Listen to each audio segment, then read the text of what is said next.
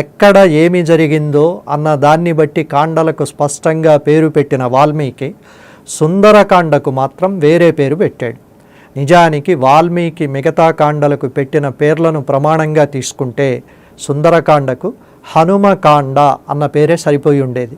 వాల్మీకి మహర్షి ఋషి హృదయాన్ని మనం పట్టుకోవాలి. సుందరే సుందరో రామ, సుందరే సుందరీ కథ, సుందరే సుందరీ సీత, సుందరే సుందరం వనం, సుందరే సుందరం కావ్యం, సుందరే సుందరం కపిః, సుందరే సుందరం మంత్రం, సుందరే కిం న సుందరం అని బాగా ప్రాచుర్యంలో ఉన్న ఒక శ్లోకం.